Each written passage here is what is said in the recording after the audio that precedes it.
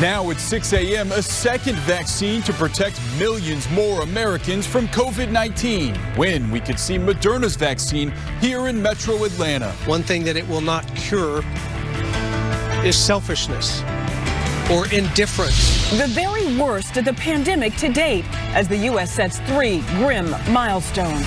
It's a big election. I feel like the whole country's watching. The first week of early voting is almost over, and Georgians are turning out in record numbers. It's a freezing start to your day, but I'm tracking some changes for the weekend. Atlanta's most accurate forecast is coming up. And after nearly a year on the front lines of the pandemic, some of America's healthcare workers will receive a special gift from the NFL. This is CBS 46 News. Wake up Atlanta. Hey, good morning to you. It's Friday, December 18th, just a week away from Christmas, and it's the weekend. We're starting off, though, with cold. What if I told you it's only 2 degrees warmer here than it is in Chicago? It's cold outside. We'll get to that. Thanks for joining us. I'm Rob Hughes. Makes you want to grab your coat, definitely. Yeah. I'm Tracy Hutchins.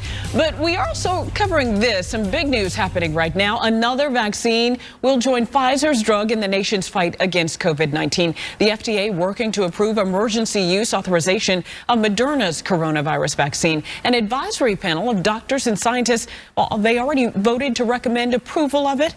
We'll tell you when you could see the first shipments of Moderna's vaccine. But first, Rodney Harris pinpointing how the weekend is shaping up.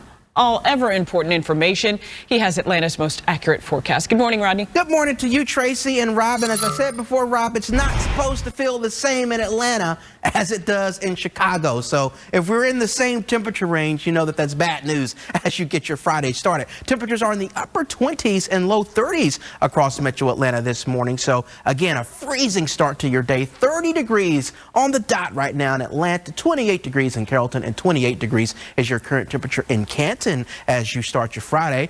For those of you who do have to head to school today, we're going to give it an F.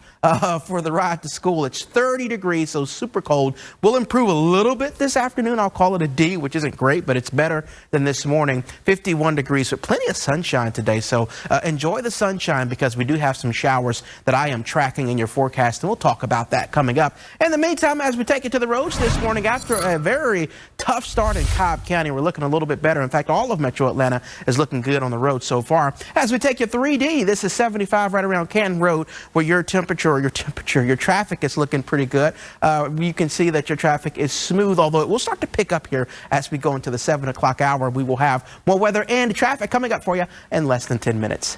Roddy, thanks. Right now, the U.S. is seeing record numbers of coronavirus deaths, hospitalizations, and cases.